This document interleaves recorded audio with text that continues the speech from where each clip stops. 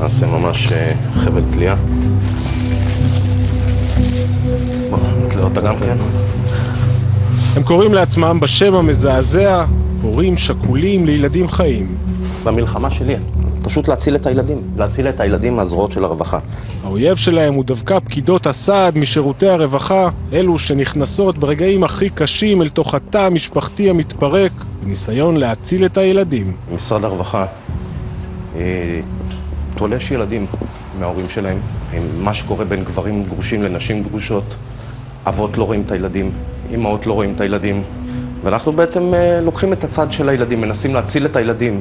מאות ילדים בסיכון מוצאים בכל שנה מחזקת אבא ואמא שלהם, בעיקר כי שירותי הרווחה חוששים שבתוך תהליך הגירושים הם לא ממש בטוחים. בגלל המאבקים בין ההורים, בין האמא לאבא, נוצר מצב שילד מנותק מההורה.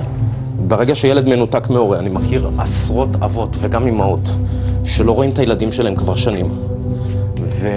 והם מאבדים באיזשהו שלב, הם פשוט מתייאשים. וזה מה שקורה. אני נתקלתי באופן אישי בהרבה אבות ואימהות שהתאבדו, לכן הבובות בצורה של מתאבדות. לטענת מוטי וחבריו, 200 הורים, בעיקר אבות, מתאבדים כל שנה על רקע ניתוק קשה מילדיהם.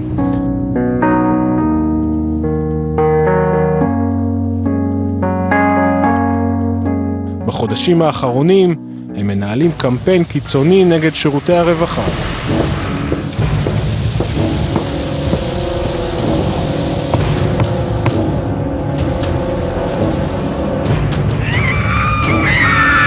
לפני חודש זעזעו את תל אביב, כשתלו בכל רחבי העיר בובות קטנטנות תלויות בצווארן, נחנקות מחוט שחור.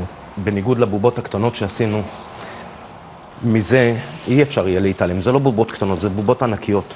יאללה, בוא. בואי, שיהיה לנו בהצלחה. תודה. יש מקום בבגז'?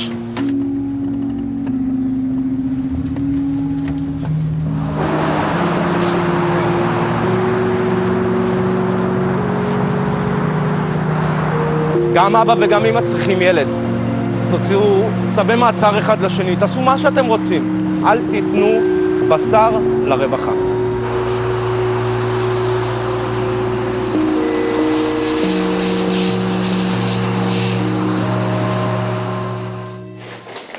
אבל בואי נשמע קודם על ילדים. בואי נתחיל קודם כל עם הילדים. כן. 3 בנים, לכולם צרכים מיוחדים. האבא טוען למסוגלות הורית לא טובה של האמא, להזנחה. ואיך האמא מסבירה בעצם את כל הטענות של האבא? האמא מכחישה את רוב הטענות. במשרד הרווחה מצידם מנסים להתמודד בשנים האחרונות עם תופעה הולכת וגוברת. תלונות על הזנחה ואלימות כלפי הילדים שמגישים זה נגד זה ההורים המתגרשים. היו אכן דיווחים מהקהילה לגבי הזנחה של הילדים, בעיקר הזנחה פיזית, בבגדים. היו דיווחים? כן. בעצם אחרי שההורים נפרדו? אחרי שההורים נפרדו, כן. 250 עובדים סוציאליים צריכים כל שנה לחוות דעה על מצבם של הילדים ביותר מ10,000 משפחות מתפרקות. יש לנו כאן תזכיר, את התזכיר הראשוני שכתבה פקידת הסעד לבית המשפט. יש כאן את הדיווחים של בית הספר וגם את הדוח מפקידת הסעד לחוק נוער שהייתה מעורבת במשפחה. שבדקה בעצם את המסוגלות ההורית של האמא. כן. 13,000 אבחונים, תזכירים בלשונם, נכתבים בשנה על ידי פקידי הסעד, והם הבסיס להחלטת בית המשפט על עתיד הילדים אחרי הגירושים. אין פה שום מניעה שצריך להגן על ילדים מפני אחד מההורים. לגמרי, העמדה המקצועית שלנו, שזה מה שחשוב לנו. לגמרי לא. שואפת תמיד לשמירה על מקומם של שני ההורים בחיי הילדים. אנחנו צריכים לראות איך אנחנו מרגיעים את האבא ומאפשרים לו להבין שילדים שלו לא במצב של היפגעות ממשית. יכול להיות שהם פחות מפונפנים. תהליך גירושים, אמא נכנסה למשטרה, אמרה, אבא מאיים עליי, מרביץ לילדים. מה עושה פקידת הסעד? תראה, היא תבוא ותשמע ותפגוש את שני הצדדים. שני הצדדים? כן, בוודאי. מערכת והמשטרה מאוד רוצה להגן על עצמה ותכף מכניסה גברים למעצר. אני חושבת שבקלות היד נשלפת על ההדק. כלפי הגברים? כלפי גברים. אין ספק שיש מצבים שבהם יש תלונות שווא, אבל אפשר לספור אותם על יד אחת. רוב רובם של המקרים, לפחות ממה שאני יודעת ומהמחקרים שאנחנו שותפים להם, מעידים על כך שרוב רובם של המקרים הם מקרי אמת. הריבוי של תלונות השווא הולך וגובר. המערכת לא מספיק בודקת את הצד המתלונן. כל מי שמבין מה אפליה מגדרית יודע היום כי כל גבר מתגרש עובר יסורים בלתי אפשריים, השפלה, ניתוק מהילדים, צווי מאסר, תלונות שווא, ניכור הורי, הסתה, ניצול תקנה 2.5 לרעה. תקנה 2.5 היא הנחיה שפרסמה בזמנה פרקליטת המדינה דאז עדנה ארבל וקובעת כי תלונת שווא לא תהיה עבירה פלילית. בארגוני הגברים טוענים שהמציאות הזאת גורמת למאות נשים בשנה להשתמש בתלונות שווא סתם כדי להרחיק את האבות מילדיהם. אני מקבל טלפון ממשטרת ישראל, תגיע לתחנה. הגעתי לתחנה, אחד החוקרים עשה לי טובה ואמר לי, מדובר על אלמ"ב. אמרתי לו, מה זה אלמ"ב? אמר לי, אלימות במשפחה. הוא היה איש כספים בכיר עם 2 ילדים קטנים, כשהעניינים בינו לבין אשתו החלו להידרדר. במהלך הוויכוחים היא אמרה שלמעשה היא תדאג להוציא אותי מהבית, ושתלך למשטרה ותתלונן עליי.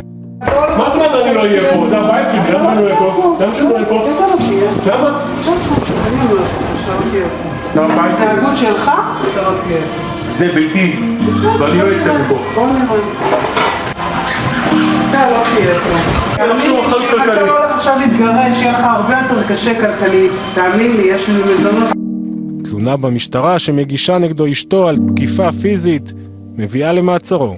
מתחילים להקריא לי את התלונה. אני מבין שלמעשה זה לא נפלה טעות, זה משהו שקורה, זו סיטואציה שאני בעצם נמצא בה. מכניסים לי מקל לגרון, לקחת DNA, מצלמים אותי כל מיני צדדים כמו עבריין, טביעות אצבע, ולמעשה בצורה אוטומטית נותנים לי צו הרחקה מהבית למשך שבוע ימים, שבשבוע הזה אני לא יכול להיכנס הביתה, אני לא יכול ליצור קשר, לא עם ילדים, לא עם אף אחד. אני מסביר להם שיוותרו, זה בטח טעות, זה לא יכול להיות שנותנים לי בצורה כזאת, הם לא מסכימים. יומיים אחרי זה, היא מגישה 9 תביעות בבית משפט ענייני משפחה, תביעות מאוד מסודרות, מוכנות מראש, כבר הכל נספחים. אלא שבמהלך החקירה בבית המשפט, ושפרוטוקול ממנה הגיע לידינו, מודה האישה שחנן מעולם לא היקע אותה. פעולה של הרשויות היא אך ורק חד צדדית. למה? כי גברים רוצחים נשים. וכדי למנוע רצח, אז אנחנו נסלק את הבעל מהבית. כל התיקים נגד חנן נסגרים, והשופטת מאפשרת לו לשוב ולפגוש את ילדיו. הרגשה נוראית, הרגשה היא של אחד מכל המשבר בחיים, נקרא לזה כך. זה משהו, זו סיטואציה שגם חוזרת לי בראש הרבה. אנחנו נמצאים פה במלכוד, כי כשמערכת הרווחה לא מרחיקה אב שיש נגדו תלונות על אלימות נגד הילדים או אלימות נגד האישה, וחס וחלילה קורה משהו, מאשימים את מערכת הרווחה. כשהיא כן מוציאה את הצווים, מאשימים אותה שהיא מרחיקה אבות סתם. אני חושבת שיש פה מצוקה ובעיה חברתית של אלימות, עוד פעם, בעיקר של גברים כלפי נשים וילדים, ושנה שעברה היו 2 מקרים מזעזעים, של 2 אבות שרצחו את 2 ילדיהם. אנחנו מסתכלים על מקרי הפגיעות בילדים, מקרים מזעזעים שבהם ילדים נפגעו, אז אנחנו רואים שבחלק גדול מהמקרים, הרקע היה גירושין, ואימא שקיבלה את המשמורת. בואו נחשוב על רוז פיזם, שם היא קיבלה משמורת, ורגינה קרוצ'קוב, גם היא קיבלה משמורת, ואולגה בוריסוב. כל המקרים שבהם אימא רצחה את הילד, אנחנו בודקים ואומרים, רגע, אבל היו סימני אזהרה. שפקידות הסעד לא שעו אליהם. עכשיו, כשהאבא הוא בעייתי, הם מונעים את הקשר בינו לבין הילדים, ואולי זה טוב, כי צריך להגן על הילדים, אבל כשיש בעיה סביב התפקוד של האמא, שם הרבה יותר קשה לפקידות הסעד לעשות את אותה עבודה. שלום. אריאלה. אריאלה, נעים מאוד, אבי. מרכז קשר עירוני הורים לילדים. מרכז קשר, כך קוראים לזה, ולא סתם. כאן נפגשים אבות ואימהות שהורחקו מהבית עם הילדים שלהם עצמם, סיטואציה שאמורה להיות כל כך טריוויאלית, אבל מתרחשת בפיקוח הדוק של עובדות סוציאליות. יושב עכשיו אבא עם ילד ומשחקים. שהוא בא לפגוש את הילד רק פה בתוך מרכז הקשר? רק במרכז הקשר. זהו אחד המקומות הרגישים ביותר, מצלמה לא נכנסה לכאן עד היום. הנה פה הדוב, הופה, תפסנו אותו. כן? על מה אתם רבות? על כל מיני דברים. באמת?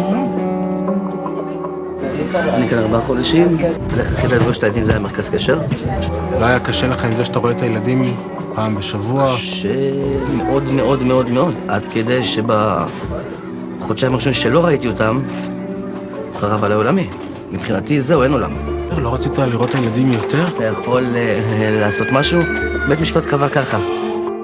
את מבינה את התחושה הזאת של אבא? לחלוטין. שהילדים שלו, הוא לא יכול לראות אותם, ואומרים לו, אתה תראה את הילד רק במקום של יושבות בו עובדות סוציאליות ומפקחות, וכתוב עליו עיריית תל אביב, זה הילדים שלו. זאת אומרת, זה לא מדויק. המערכת נכנסת כדי לעזור לו להתמודד עם הבעיה שבינו ובין אם הילד.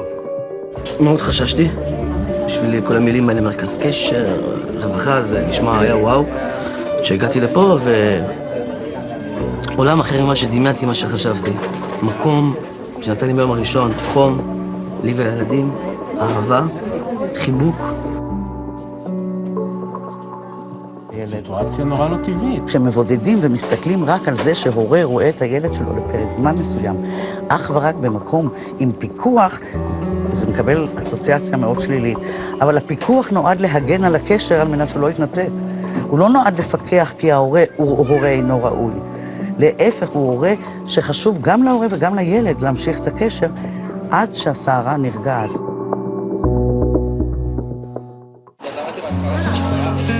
השבוע נברנו בפצעים ובדילמות הקשות אחרי שהמשפחה מתפרקת. אבל את הסדרה הזאת ביקשנו לסיים דווקא אצל משפחת שאולוב תמרי. אוקיי, מקלט הטלוויזיה שלי מקולקל ולכן כדאי שאזמין טכנאי. מקלט זה טכנאי. מקלט זה מם, קוף, למד, טט. טכנאי זה טט, חף, נון, א', י'. לפני שבוע פגשנו אותם, ערב הגיוס של שירה, הבת הבכורה. One big happy family? לגמרי. אלא שלפני 6 שנים הם נחצו לשני בתים, זה של אבא וזה של אמא. אני זוכרת שזה, כאילו שהם סיפרו לנו, זה היה יום שבת אחד, שהם הושיבו אותנו ככה, כמו שאנחנו יושבים עכשיו, ואז הם כזה סיפרו לנו שהם החליטו שהם נפרדים, ואז, ואני לא זוכרת את זה. וזהו, וכאילו... כאילו, תמיד כזה, כאילו... יש לי הרבה חברות שההורים שלהם כאילו גרושים. זה כזה, זה היה מוזר שפתאום זה גם קורה אצלנו. אבל כאילו מתרגלים למצב, כי אני יודעת שלהם זה יותר טוב ככה, אז בסך הכל זה גם יותר טוב לנו, כי זה לטובתנו. אין דבר שיותר מדיר שינה מהעיניים מלחשוב שאתה הולך לשרוט את הילדים שלך for good. זה אולי מוזר, זה אולי מפתיע, אבל אנחנו כבר 6 שנים לא נתקלנו עד היום באף משהו שגרם לנו לאיזה עימות. אתם כבר 6 שנים גרושים באושר, אתה אומר. ממש כך.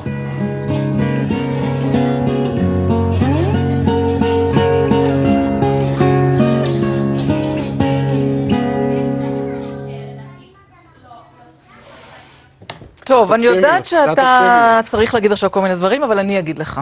אוקיי? לסכם את הסדרה הזאת, אני אסכם לך. למה? כי יש לי המון ניסיון בגירושים. אני גם בת להורים גרושים, וגם התגרשתי פעמיים, איזה מצטיינת אני. והסוף זה באמת מה שצריך לחשוב מההתחלה. כי להתגרש אפשר, אבל צריך להישאר חברים. באמת, רק בשביל הילדים שלכם. ותעשו הכל כדי שזה יקרה. הם חשובים. תעשו הכל כדי שלהם יהיה טוב. וכשאבא ואמא רבים, זה רע. וכשאבא ואמא מסתדרים, גם אחרי שהתגרשו, הם יהיו בסדר. שום דבר לא ישרט פה. עד כאן התזה שלי, ועכשיו תגיד מה שאתה רוצה. מה אני יכול להוסיף אחרי המונולוג הזה, אני לא ממש יודע, אבל את יודעת, אם אנחנו בכל זאת מנסים לקחת רגע איזשהו זום אאוט ולהסתכל על כל מה שהבאנו כאן השבוע, אז אין ספק שהמשפחה הישראלית, חלוקת התפקידים בתוך המשפחה הישראלית עוברת שינויים די גדולים. הגיע הזמן שגם המחוקק הישראלי ימצא את דרכו כדי לשנות במקצת את האופן שבו זה מתנהל, גם מבחינת המשמורת וגם מבחינת המזונות. ימי, תודה רבה לך על הסדרה החשובה הזאת. תודה. ותזכרו את הסוף.